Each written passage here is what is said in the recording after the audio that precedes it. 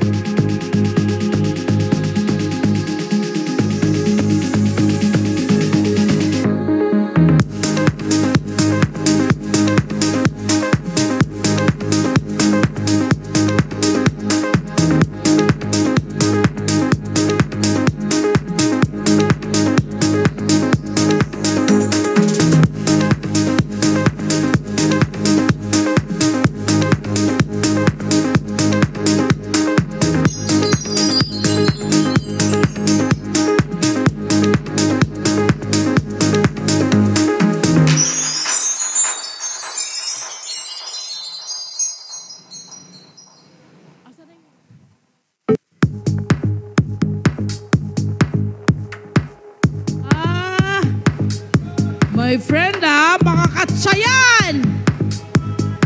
Beautiful! Uy, palapakan natin hot shots dancers, nakakatuwa. May bago na silang karera ngayon. Hindi na lang sila dancers, sila po ay mga modelo na rin. Welcome po natin ngayong umaga, Agatha Kaalim! Good morning, Agatha! Agatha! Pati suot ni Agatha, look ha. Ang ganda. Patalikod ni Agatha para makita. Pak! Diba? Ganda. Si Agatha ay isang designer at siya ay nagko-customize, gumagawa siya. Bukod sa mga regular, yung mga clothes, di ba? Regular clothes.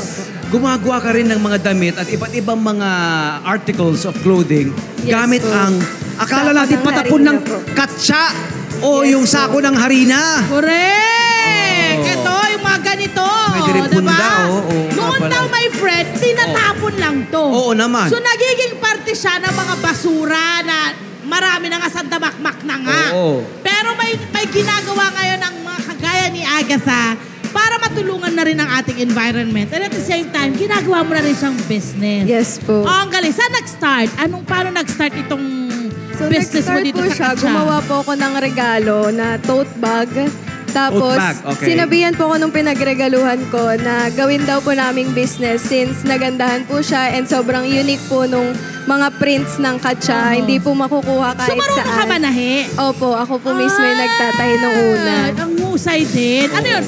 May formal studies kang ginawa sa pananahe pati sa designing? Or Wala po. Fashion Nag-start design? po kasi siya nung pandemic po. Oh. And nag-aral po ako sa YouTube lang po, sa online, kung paano po magtahi. Self-taught! Opo. Okay. And then, gaano kabilis kang natutong manahe? Medyo matagal din po dahil wala po talaga akong background gaano. So paano ka nakapagpundar? Paano mo ito naumpisan at dire-diretso ba? Nung una po, nagparegalo po ako sa mama ko ng mananahe. Okay. Ay, ng Sewing machine. Sewing machine. po, Okay. para makapag-start po ako mag-aral. And then, nung nakapag-try na po ako magbenta, nakabili na po ako ng sarili kong sewing machine. Yeah! So nabawi na ni nanay. Oh, very good. I'm sure ang mga ang pamilya mo, si Mami, ang gaganda ng mga damit nila. Marunong din na po siya ngayon magtahi. I'm sure Natuto na nagtatahi rin siya. Kasama ba siya kayo na nananahin itong iyong katsa? Opo, yung mga tote bag po, siya po Nagtutulungan na nagtatahi. kayo. Halika dito, pakita Ayan, na pakita natin natin. itong mga brand nila dito. Umpisa natin dito sa nasa rack. Itong Okay, rack. dito tayo. Ayan, Ano ayan. ba itong mga ito, my Aba. love? Ito po, reversible bucket hat po. Reversible, ganito po yung 2-in-1. design. Oo. Yes po, pwede po siyang baliktarin into plain one. Yan, kung gusto nyo lang po ng plain na bucket hat. At ayan ang po. brand mo talaga, Katsa by Agatha. Ganda. Very nice. Ayan, pakita natin yung branding niya. Oo, Ayun, cute, diba no? ito? Ayan, no? Alam mo kasi, ang ganda kasi wala ka na problema sa disenyo. Kasi di ba yung mga Correct. mga sako ng mga harina, colorful na siya. Yes. Ang ganda nung print. May design diba? na. At saka, Unique pa it po. speaks highly of our Philippine culture. Di ba? Oo, Very Filipino. totoo. Ayan o, ito naman. Diba? May pants. Ganda. Diba? Magkano Na merong- pinuhunan mo, my love, nung So, nag-start ka? nag-start po ako ng 5 to 10K lang po. Na 5 to 10,000 pesos. Okay. Gaano karaming katsa ang nabili mo doon sa 5 to 10,000 na yun?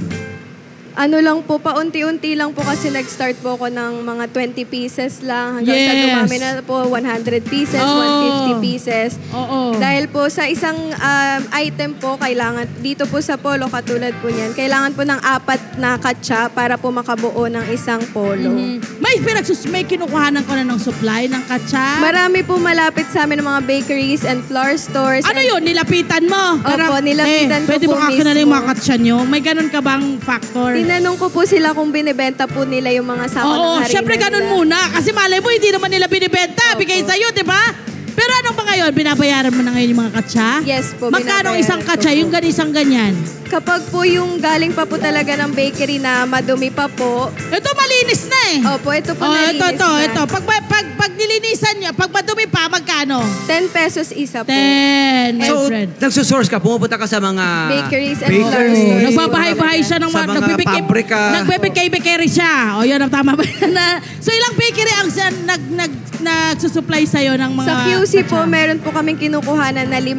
Tapos sa Mandaluyong, Aba. meron din pong 2. Oo. And sa Rizal po, meron pong nagsusupply Wow, sa amin na ang factory. lalayo. Marami rin dapat kasi talaga. Oo. Paano paglinis nito? Kasi ano to eh, flour, my friend. So, Oo. ano yan? Matugurin Mahirap ang po. paglinis niyan. Paano ang tamang paglinis? So, yung mga galing po sa bakeries na madudumi pa, kailangan po pagpagin po muna yung mga natirang harina. Yes. Tapos po lalabahan ng- Kailangan mask Mag-mask kayo po, ha. yes O, po. tapos, Tapos, babanlawan po ng tubig bago po labahan with sabon and then ifa-fabric ko na po para malambot. Sino-sino Correct. gumagawa nito? Ikaw lang mag-isa o may mga katuwang kasama Nung ka na? una po, mag-isa ko lang po na gumagawa talaga. Lahat ikaw? Opo. Tapos Grabe. ngayon po, katulong ko na rin po yung mama ko, yung kapatid ko, tsaka may mga ibang mananahi na rin po. Yun! Nice! Marami na siya natutulungan, di ba? Correct. Bukod dyan, ano pa mga posibilidad ng iyong mga Design. Ayan, ang ganda nito oh. Ito, anong tawag Ito dyan? po, Oh, sa reversible summer, wrap yung suot top niya po, ngayon. katulad po ng Yan suot po ko yung- ngayon. Pwede to sa mga mga nag-beach, ganyan. Opo, perfect Sa po akin, talaga isa pang lang. beach. Ah, So, mga dati po, nagbe-beach, isa lang po yung mga dito. sizes namin, pero ngayon po, Pwede meron kay na rin baby. kami hanggang Yeah, sa baby 5XL pwede na to. size. Sa tabulang hindi pwede, walang mangyayari. Hindi naman, okay? pwede And naman. then, magkano ang bentahan mo ng mga produkto mo? Sa tote bag Like ito, po, ang ganda nito, friend. Ang ganda ng kulay, magkano yan? dito po 5XL po siguro 5XL, ito. Ayan po, magkano? Nasa 1.8 po siya. 1.8, Opo. okay? And then itong mga ganito, yung mga cute. Mga girly tops Anong po. tawag ba dito, my love? Wrap top po. Reversible din po siya. Crop Pwede top. yung Oo plain nga na side. naman! Pwedeng dalawang design! Di ba? 2 for 1 for the value Correct! of... Tsaka friend, tinan mo makapal. Hindi Yes siya po. yung usual ng mga maninipis. Saan mo Ayan. nakikitang na ma-market mo ito?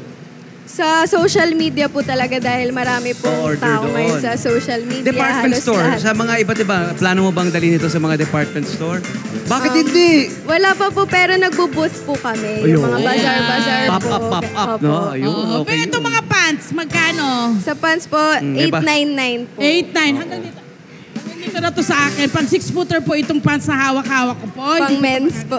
Grabe ang dami. At yung mga bag, yung Tote ganito, bag. mga Sa tote tote bag bags. po, 99 lang po. 99 pesos lamang. Galing. Okay, mula sa 5 to 10,000 mo na puhunan, napagulong mo siya, magkano na ngayon Ilang digits na ngayon ang kinikita ng inyong kumpanya? Monthly po, nakakakita po kami ng 30 to 50K. Pero Not bad. kapag summer po or bare months, ganyan, umaabot po ng 80K. Sino usually ang mga kliyente mo? Pang baby yan, my friend, pang baby. Ayan, pang summer pala yun. Uy, ang ganda nito, ha? Nako, kung kasing katawan ko to si Agatha, sinuot ko na to ngayon. Pero dahil hindi, ipatong na lang natin ito. Sino ang mga kliyente mo? Lahat po dahil mga gawa po namin, kaya po pang babae, pang lalaki, may unisex din po. So kahit sino po pwede. Pwede rin po sa bata and matatanda. Ganda. Okay, ano ang mga pagsubok, mga challenge na iyong na-encounter habang ginagawa ito? Kasi, aminin na natin, kakaiba ito. Unique, very original, kakaiba. Hindi ito yung mga tipong sa department store. Ito mabibili mo, blouse, pantalon, damit, di ba, bestida. Anong mga na-encounter mo? So, yung mga bago pong mga kabataan po ngayon, hindi po nila ganong alam yung about sa katsa. So, kailangan lang po na ipaalam po sa kanila, educate po sila about sa ginagawa namin. Lahat po ng proseso, ini-explain din po namin dahil hindi po nila ganong naiintindihan kung paano po yung proseso ng recycled. Tama. So, at least marami kang na-inspire, di ba? Yes. Nare-re-educate mo mga kababayan, mga kaildaran mo, di ba? Tungkol sa recycling at upcycling. Ibang upcycling. Sa ito, upcycling ang tawag dito, di ba? Yes, kasi kumbaga ito, recyclable materials, pero ginagawan pa ng paraan para mapakinabangan at sustainable siya, my friend. Dapat gano'n, yung mga lumang nating damit, huwag niyo pong itatapon. Kasi may mga upcyclist na katulad ni Agatha na pwedeng makakreate at pwede pang mapakinabanan, hindi mapupunta sa basurahan. Ang dami nating mataas na ang textile basura, my friend. Naman. So kayo isa siya sa may pinakamataas na problema sa ating environment. Ang galing mo doon. 23 years old lang ito si Agatha. Sa ilang taon mo pagnenegosyo, personally, ano yung natutunan mo At a very sa young pagnenegosyo mo na na-apply mo sa buhay mo? So, nung nag-start po kasi ako, hindi po ako masyadong maalam sa business. So, kapag po nag-fail ako ng isang beses, feeling ko po, pasuko na po ako. Ganun po. So, sa pagbibusiness po, natutunan ko na maging strong lang din po ay magpatuloy po sa ginagawa hanggat may naniniwala po sa akin. Yes. Siyempre, possible lang nakikita lang ng ating nakikita ng ating mga kabarangay, my friend, ay kung paano naging successful ang kanyang business. Pero marami kang mga pinagdaanang matitindi, no? Like yung mga walang benta, ganyan. Anong ginagawa mo? Anong strategy ang ginagawa mo? Nung unang mga buwan po, talaga pong mababa po yung kita, yung halos wala pa pong nakakakilala about sa katsa or about sa amin, ganyan. Patuloy lang po ng pagpo-post sa social media dahil nandoon na po halos lahat ng tao, lagi po nagsi-cellphone, gano'n. Hanggang po sa nakilala na po kami and marami na rin po nakakakilala and nag-share, bumibili, gano'n. Hello po mga Kanet 25! Si Kuya Tony Pet po ito mula sa Love, Tony Pet and Everything. For more Love, Tony Pet and Everything updates, just click on our subscribe button and follow us on our Net25 social media pages at Net25 TV and at Net25 Entertainment Facebook. Magkita-kita po tayo!